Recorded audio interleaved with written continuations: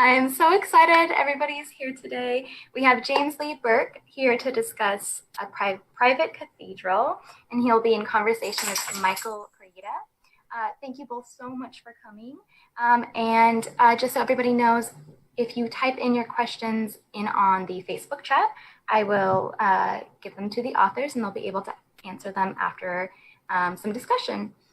So if you both want to take it away, I'll disappear and you guys can go ahead and start. Great, thank you. Appreciate it. And thank you, Mr. Burke. This is, to say this is an honor for me would be an understatement. You've been doing a few of these with some lesser known writers, Michael Connelly, Lee Child, Stephen King. I think Shakespeare was actually supposed to do tonight, but his Wi-Fi went out, and so I came in to pinch hit. But I thank you for that opportunity. Well, thank you all for inviting me. This is a great honor for me. All right, so I have many questions, so many questions, but I would be remiss if I didn't open with some congratulations. I believe as of today, A Private Cathedral entered in the top 5 of the New York Times bestseller list. And well, actually number 3. Number 3, that is remarkable. Congratulations. Thank you. It's very, very deserved.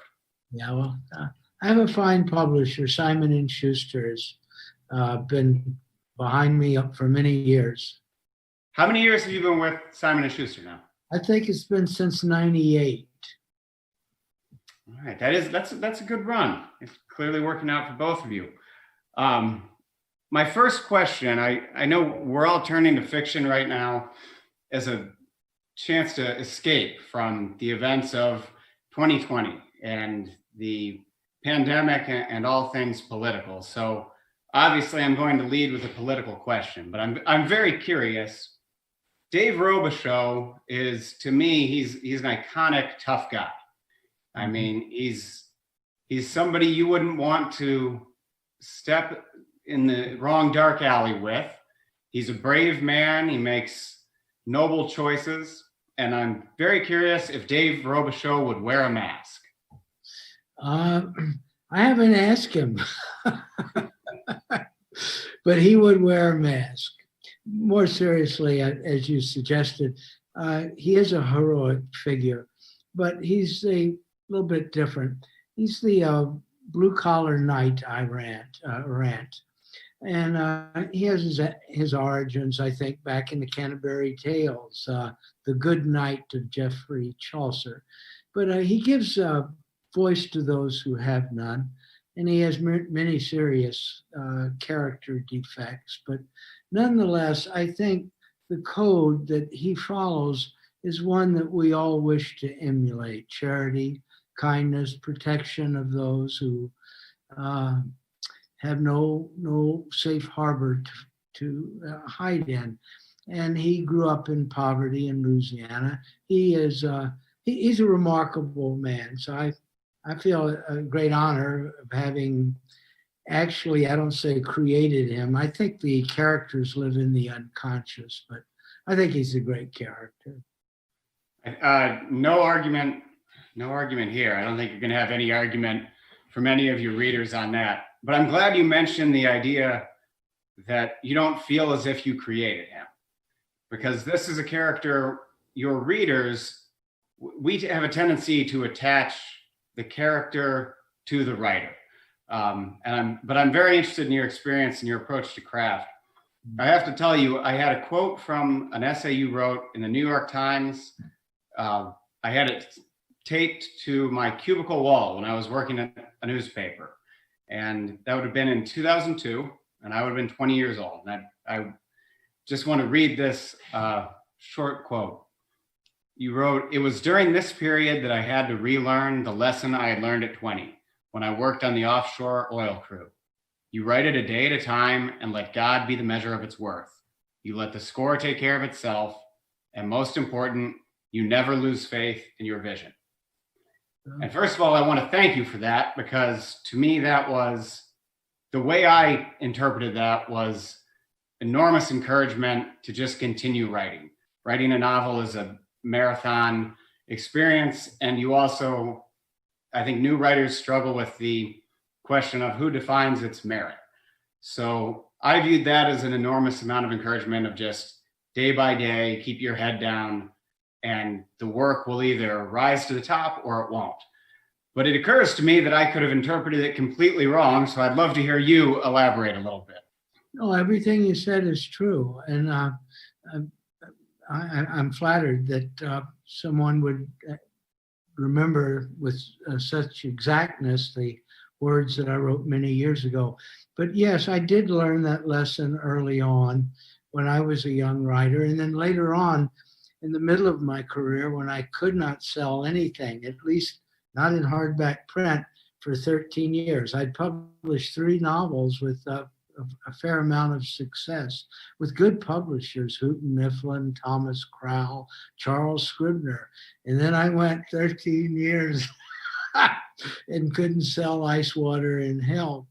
But anyway, a friend of mine, and I quote him all the time on this one, he told me, he said, Jim, your career is like getting rich 3 times, becoming rich 3 times and getting rich twice and going broke 3 times. That was it.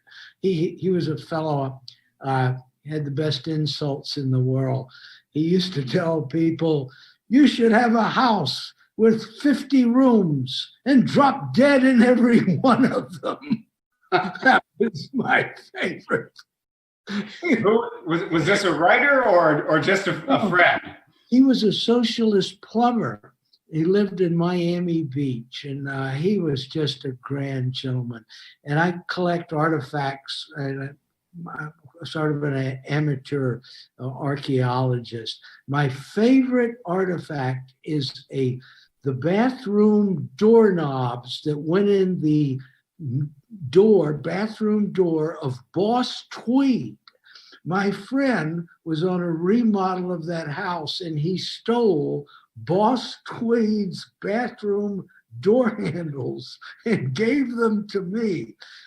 Boss Tweed's DNA is still on those milk glass. Every time I see a certain politician, he lives in Washington, D.C., I think of that doorknob.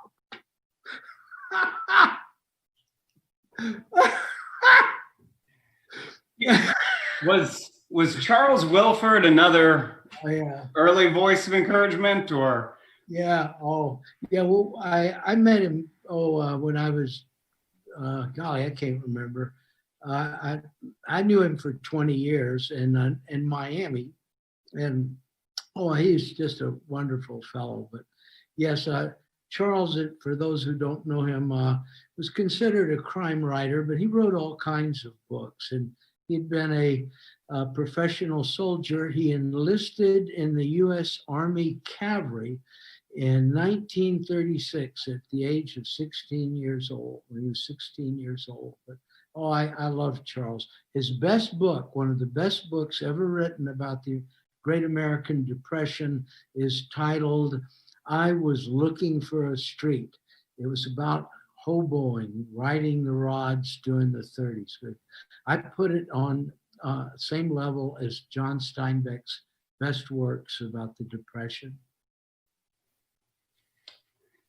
I'm glad you mentioned the Depression, and you've talked in other interviews about the way you see Dave and yourself as characters from this era that have a lens on a traditional America that, I don't want to put words in your mouth, but I think you said that is fading. And in a private cathedral, you're writing you're crossing timelines. And what I love about your work in general, but particularly this book, the past doesn't just influence the present. The past and the present are overlapping, and they join hands at different points. Mm-hmm. And structurally, it is so ambitious. And I think it's really difficult to pull off. And you just, boy, you nail it. But I would love to hear you talk a little bit about the way you see the past and the present within narrative. That's a very good question. My father was a historian of sorts, and he believed that time was not sequential. And he felt that the past and the present and the future occur simultaneously, as though in a dream inside the mind of God. And it's for that reason that people sometimes have peculiar experiences. They get up in the morning, look out in the window, and there's a contingent of British cavalry running across the front yard. But I have a feeling that it's something like that, it's human beings that create clocks and calendars. They have no relevance, actually. My own feeling is that the great mystery is one we're already inside, but it's the feeling, it's the perception of the material world that I've always believed, at least for me, is a valid one. The unseen world is right on the other side of our fingertips. The veil is just right there. It's just hovering right before our eyes. It's a bit like dipping your hand into infinity. The one characteristic we share with God Almighty is the ability to create. That's why art is such a great gift. I love that. And as you're talking about the dream within the mind, the way we perceive things, I'm thinking of in The Electric Mist with Confederate Dead. That to me is one of the earlier books where I've seen someone sort of bring in what traditional publishers would consider a supernatural element to a traditional crime novel. And I'm curious if you had any resistance to that at the time, or if you had the trust and full support of your publisher. Yeah, with the transmission, I guess the airplane went ahead. I'm sorry, did you miss the question there? Yeah, I didn't. I think most of it. The novel, the Dave Robicheaux novel titled In the Electric Mist with Confederate Dead, seems to deal with a ghost from 1865. In reality, I made use of the Arthurian legend of the warrior king who, upon his deathbed, and I'm talking about King Arthur now, gave the sword back to the lake. Remember, the sword came from the Lady of the Lake. And he promises his people, the Celtic people who are over here in Wales and Cornwall, that when their country is endangered, he would return to them. So I used that story and invested it into the characters who were with General John Bell Hood, who was known as such a valiant soldier. When you talked earlier about creativity being a votive gift, and to me that carries with it the idea that you could lose it. It could move away. It doesn't need to rest with you. You've been producing at such a high level for such a long time now. Do you actually worry that this book might be the last one I have the opportunity to write? Not on a timeline, but just the next story won't come? Or do you have total confidence that there will always be another story? I do, because I've already written the next book. I just finished it. Well, that's cheating. That's dodging the question, sir. Its title is The Pillars of Heaven, and it's about migrant farm workers in Trinidad, Colorado in the year 1962. It's a smasher of a book. Boy, this is a dandy. I had the chance to read an early version of it. You did? And I cannot tell you enough how much I love that book. It also gives me an excuse to get into my favorite, the Holland family saga. Now, the Holland family crosses over a lot of generations and a lot of storylines, but these stories have their roots in your ancestors, correct? Yeah. Yes. My great-grandfather was a Baptist saddle preacher named Sam Morgan Holland, and he rode the Chisholm Trail. He was in the war between the states, and he was a cattle drover until he was a gunman. I left that out. And he shot and killed 9 men in gunfights. So not on that. It was a violent age. But it was the story of Sam Morgan Holland, who knew John Wesley Hardin, was one of redemption. And here's the story. I had just I inherited a part of his diary. He rode the Chisholm Trail. This was after the Civil War, with 2,000 head of his longhorn cattle. And he thought he was going to become a rich man. And the night before he went into Wichita to sell them, there was dry lightning, pow, started snapping all over the sky. And his cows got loose from him. And he chased them all over southern Kansas and into Indian Territory, Oklahoma. He lost everything he had. And he said when he returned to his camp, his wagons had been pounded into splinters, and the canvas looked like rags blowing in the wind. And there was smoke and blood in the air. And he said he only 3 words. He said he cursed God for his bad luck. And then he said there were only 3 words that went through his head: whiskey, whiskey, and whiskey. And he stayed drunk all the way back to Texas, back to San Antonio. And he used to sit every Sunday at the Baptist church. There's a little log house Baptist church there in Yoakum, this little town not far from San Antonio. And he sat on what was called the mourner's bench. And the mourner's bench was for people who were in despair and had given up in life and maybe altogether their souls. And he said one day he felt this strange sensation in his body and in his eyes and his mind. He saw a dead fire with ash rising from it. And he said it was like someone taking a pall from his soul.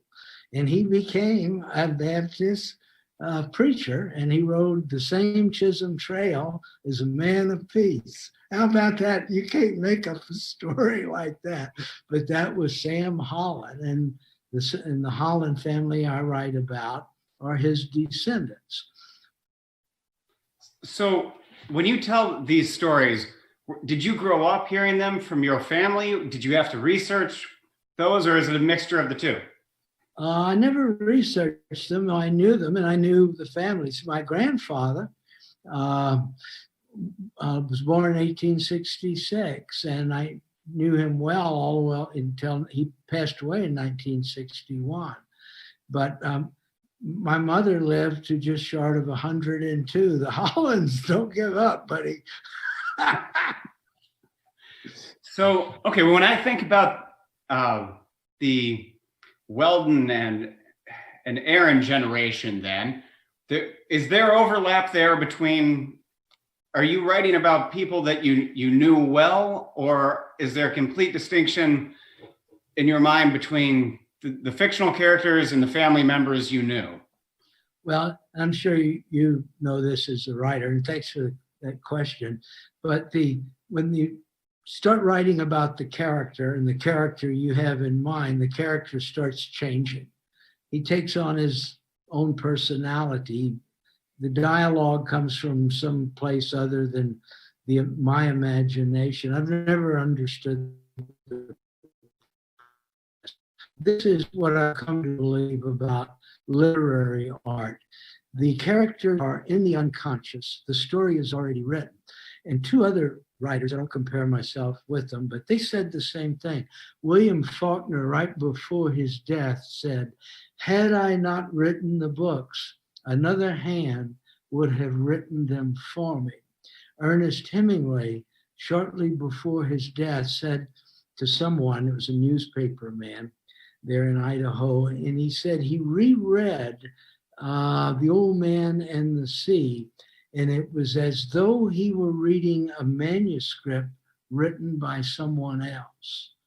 And that's what it's about. I believe that creative art of any kind is a votive gift. You used that term earlier. And it's presented by some source outside of ourselves. And it's arbitrary. I used to teach creative writing, and anyone who's done that realizes that the talent in the classroom has nothing with cultural background, monetary considerations, intelligence, even a degree of civilization. They're uncivilized people who are great artists. But it's like Uncle Sam in those 1942 posters saying, "I want you."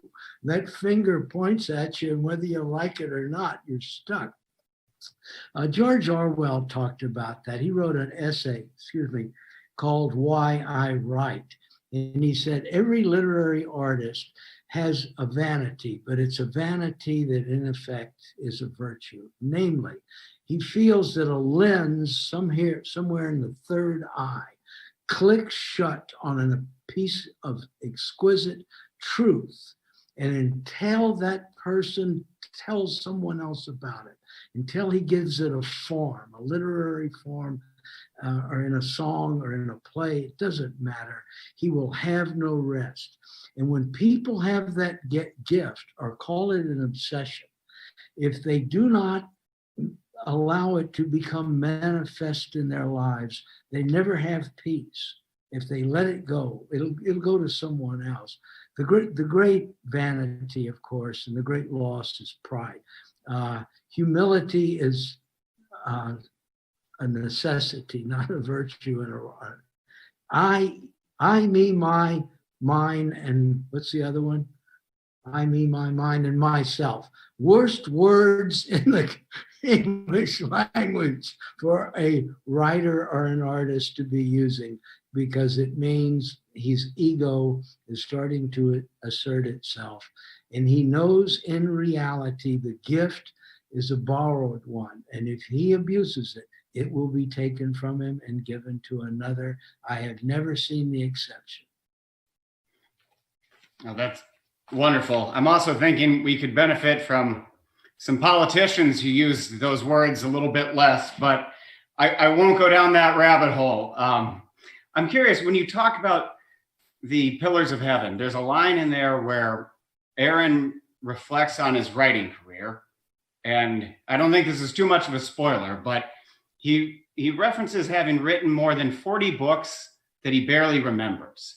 Mm-hmm. And I loved that because I connected with it deeply, but I'm curious if you could describe what is your relationship with, say, The Neon Rain or Black Cherry Blues?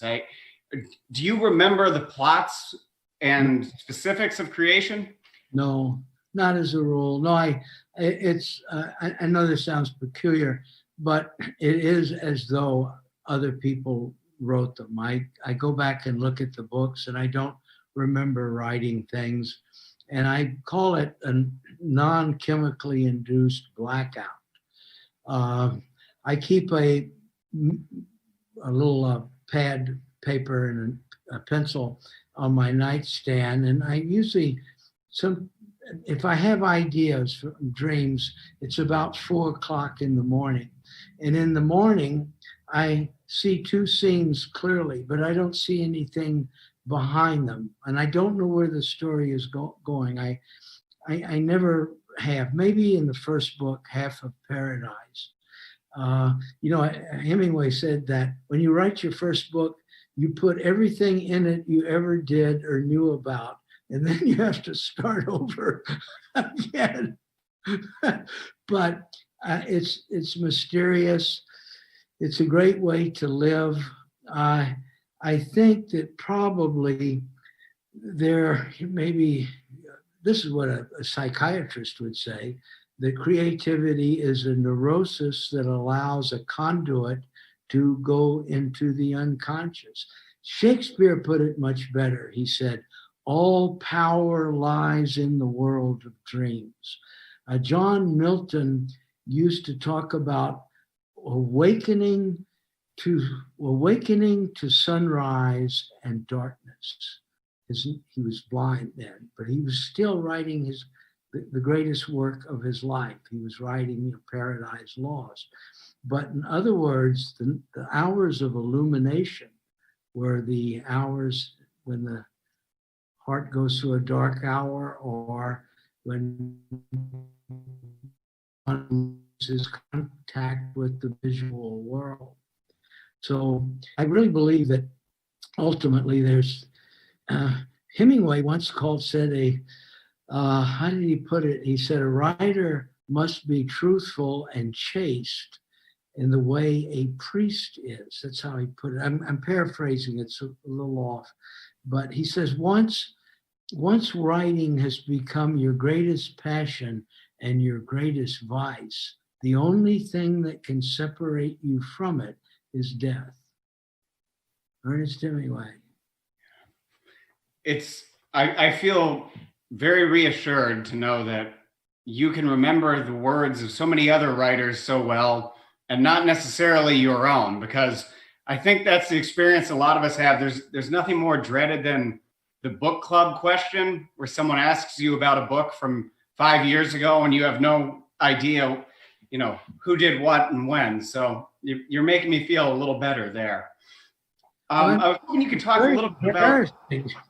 I said people have come to see you and they ask you a simple question about what you did 2 years ago, and then you have to say, I really need some help on that. What else would you like to know?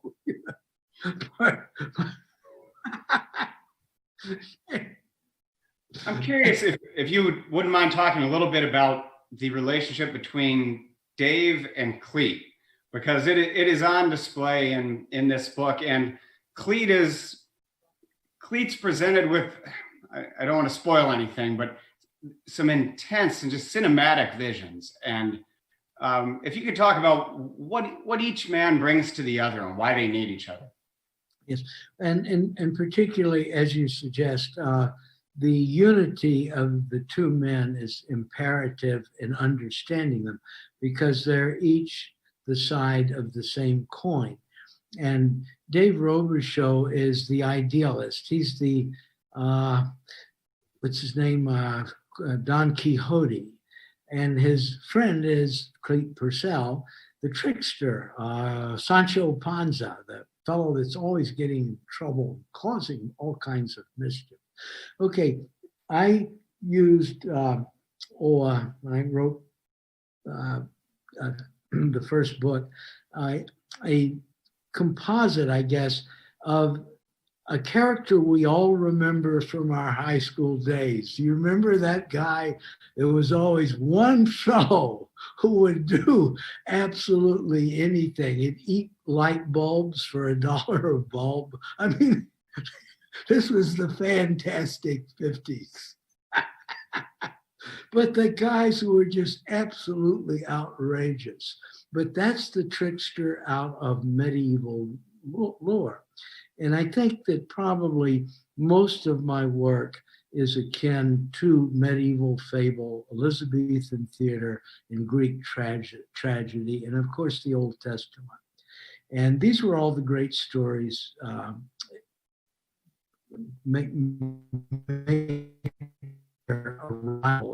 along with, the advanced civilization, starting with the golden age of Pericles.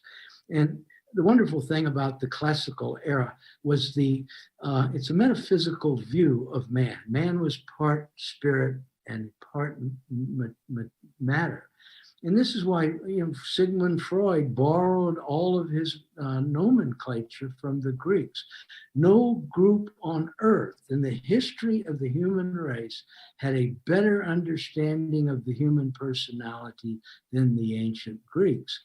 And we sort of kick the past antiquity behind us today, and people who they're obsessed with cell phone. What do you call them? iPads and all that kind of stuff. That's great. That's fine. But it doesn't hold a candle to Homer. It just doesn't cut it. Let's face it. You don't think Steve Jobs will have the same lasting power as Homer, huh? Oh, I hope you're right. You mentioned earlier how you tend to wake up in the morning and see about 2 scenes ahead. Yeah. And that's intriguing to me because you're in Montana right now.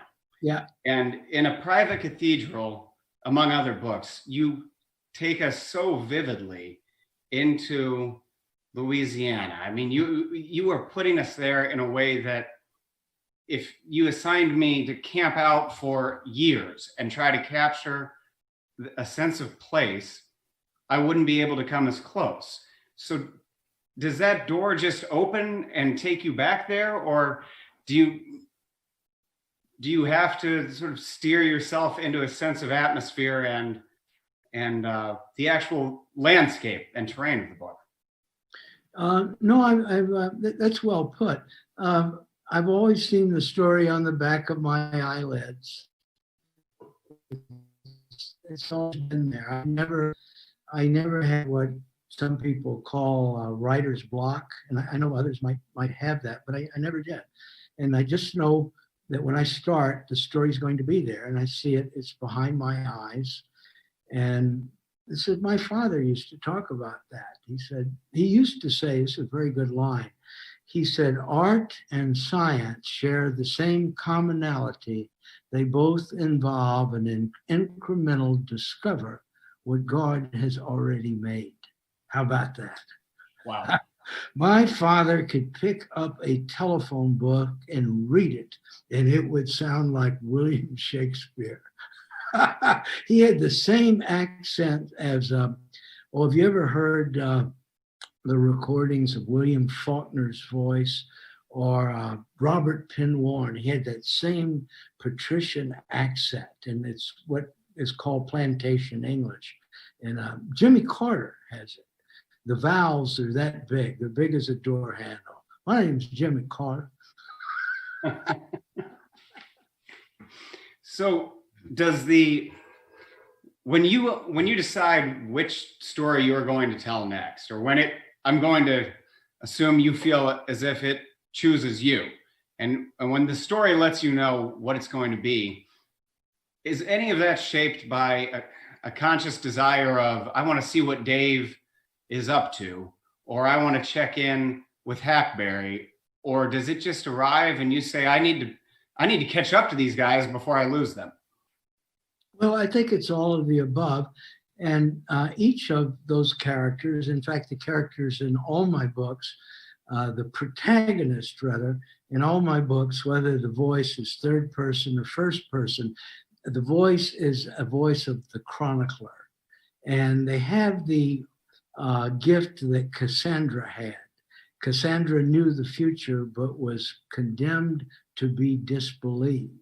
And Dave has that gift. So does Cleet. So does Hackberry Holland. Sam Morgan Holland has it. But they're lonely men. They'll always be outsiders. They know the truth. They cannot share it, lest they be driven out of town. It's the story of Plato's allegory of the cave. You know, the one man that tries to free his people from the cave, from the prison, and they tear him apart. That's a great story. The Pillars of Heaven, you're talking about the migrant farmer experience in that. If you could elaborate a little bit on what about that experience and that era excites you as a storyteller, because it's very clear on the page that it does. I mean, boy, it's beautifully rendered and very, very emotional. Well, and migrants are the last American pioneers. And the American Western story is really the same story that not Nathaniel Hawthorne, but James Fenimore Cooper wrote when he created his character Natty Bumppo. Remember those wonderful stories, The Last of the Mohicans. But the story of the American West is the search for the sun. And I remember John Neihardt was my first poetry teacher, the man who wrote, golly heavens, Black Elk Speaks. Black Elk Speaks. And if it had not been for John Neihardt, there would be no Western literature. Everyone who writes about the American West, doesn't matter, will take off his hat to John Neihardt. John Neihardt told me, and he gave me a great gift. I was just 20 years old, and I took him one of my poems, and he said, Jim, your poems are like blue diamonds rolled out on a piece of mahogany hardwood. And you don't have a farm, though. He said, you got the blue diamonds. One day you'll find a farm, and you're going to be a great writer. I was 20 years old when he told me that. He was a friend, a personal friend of Buffalo Bill. Can you imagine? Anyway, he once said, Jim, always keep this in mind. Man follows the sun to the horizon. He said, life comes in the east, but we follow the sun. He said, it's built in us. And he said, that's the quintessential American story. I was good friends with not only some very famous writers, anyway, the man I think was one of our greatest writers and the most neglected is Bud Guthrie, A.B. Guthrie, who wrote The Big Sky and The Way West. Both of those books, I think, would compare with the Iliad and the Odyssey. Wow, what a book. But when you see the film Shane, and I've seen it over and over again. I love that movie. A.B. Guthrie wrote the screenplay. I think he and Jack, is it Schrader who wrote the novel? Anyway, they wrote that script. It's still considered today the prototype of all Western fiction. But when you see that film, and I think it was directed by George Stevens, same man who directed Giant. When you see that film, you know you're watching the entire story of man. It's not just about the American West. The little boy shouting into the darkness, Shane, come back, Shane. And Alan Ladd, who plays the role of the knight errant, has passed the chalice to the child. The child is now the light bearer, but the weight is too much for him. That's all in 1 minute.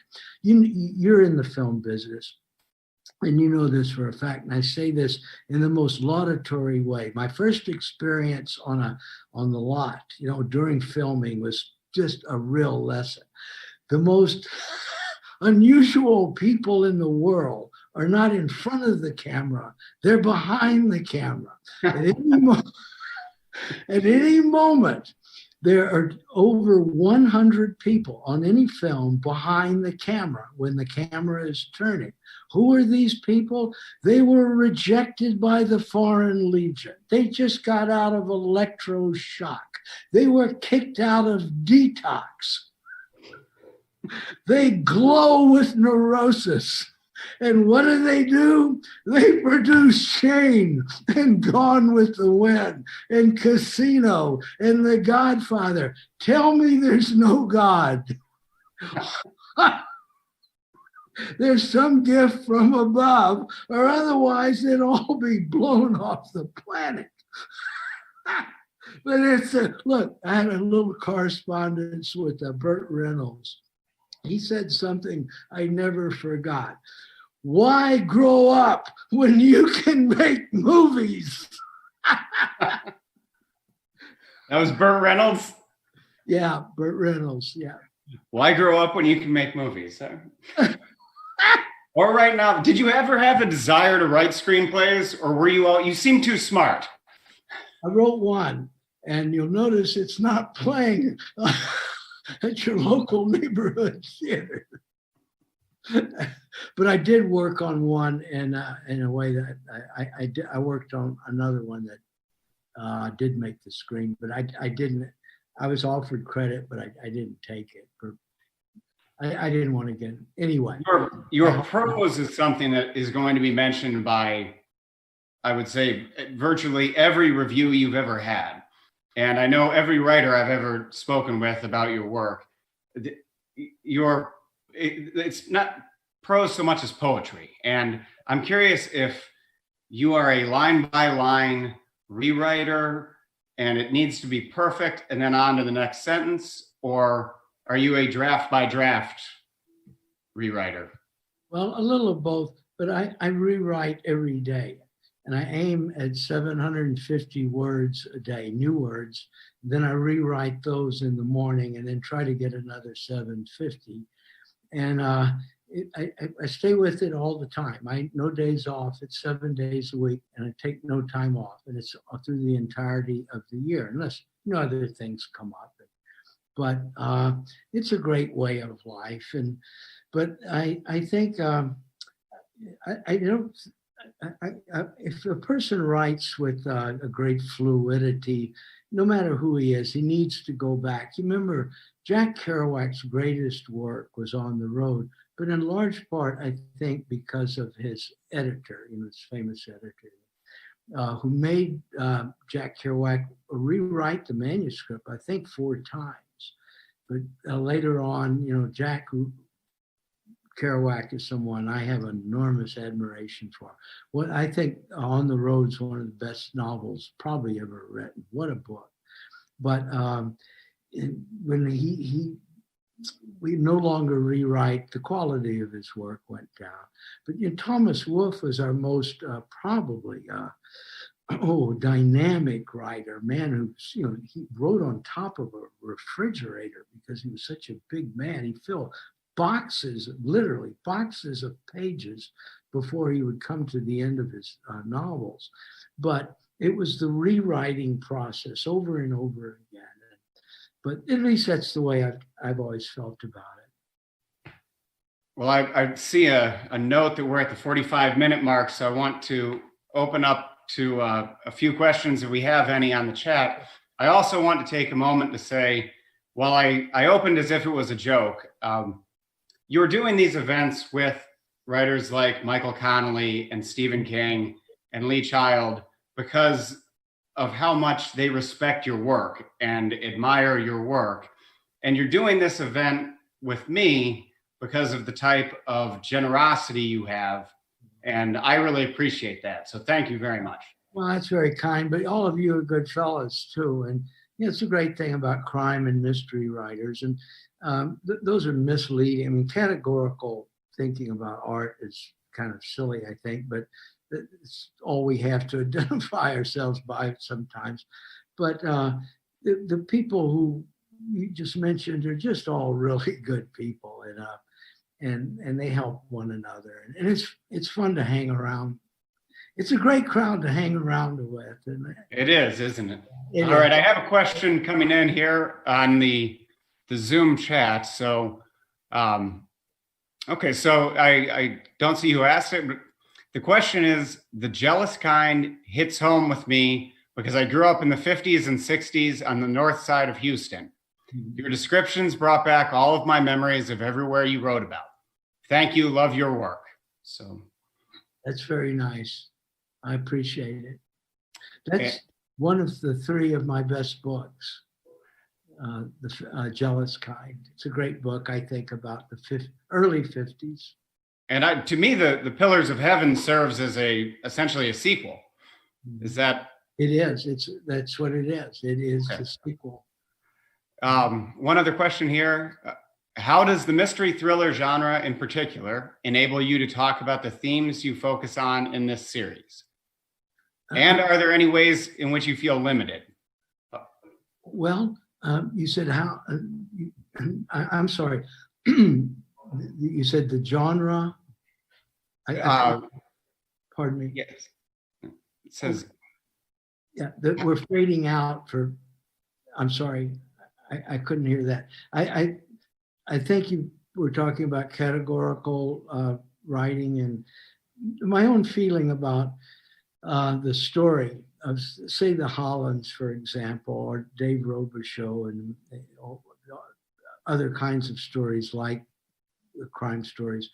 I believe they're all part of something that is, it's an accompanying vision, and you never can exhaust it. And if you write as well as you can every day of your life, you come to a certain kind of understanding. And I had to come to that understanding when I went 13 years without being able to publish in hardback. And I believe that the creative gift is given to each person for a reason. And it's very discouraging when people reject your work, or they denigrate it, or sort of dismiss you as a failure. But after a while, you learn, you take on a kind of, it's not toughness, but you go beyond that. And there was a friend of mine who told me about not taking score. You quoted that before. You don't take score. You bear down on the pitcher, one pitch at a time. And then you're pleasantly surprised at the numbers up there on the scoreboard. But the real point is that if you write for an elevated purpose, and for me, that means trying to make the world a little better place, and to in some way maybe be a little bit didactic, to pick up the sword and try to carry, I have a prayer, I say, be my light, my sword, and my shield. Be my light, my sword, and my shield. And Ernest Hemingway told this story about his own evolution as a writer. He had been blown to smithereens on the Northern Front in 1918 in North Italy. He was lying at a battalion aid station. He had over 200 pieces of shrapnel in his body. And there was a British lieutenant sitting on the litter next to him. And Hemingway was 2 weeks from his 19th birthday. And this is how he put it: I was young and very afraid. And then this British soldier quoted from the Henry IV, the fourth act by William Shakespeare. By my troth, I care not, a man can die. By my troth, I care not, a man can die, but only once. We, O God, a death, let it go which way it will. He who dies this year is quit for the next. William Shakespeare. But Hemingway remembered that quotation the rest of his life. And he went home. No one took him seriously. His parents were not very supporting. And he became one of the greatest writers in the history of the English language, a man who never went to college. I don't think I'm going to be able to ask any question that can possibly top that as a way to wind this down, other than to just say what you have given us with all of your work, but particularly the newest book. It truly is a gift. And everyone out there who is listening to this, you're going to feel better for having turned off cable news for a few hours and dipped into the new book. So I envy you that first read, and I want to thank you, Mr. Burke, for your time. This is Mister's for old guys. I appreciate your courtesy. Oh, thank you so much. I appreciate it. It was an honor. Thank you, sir. Thank you both so much for coming tonight. Such a great discussion. So many things to think about after hearing you guys. Just a reminder to everybody who is watching, you can order signed books of A Private Cathedral on our website, The Mysterious Galaxy. And thank you all again. Have a wonderful night, everybody.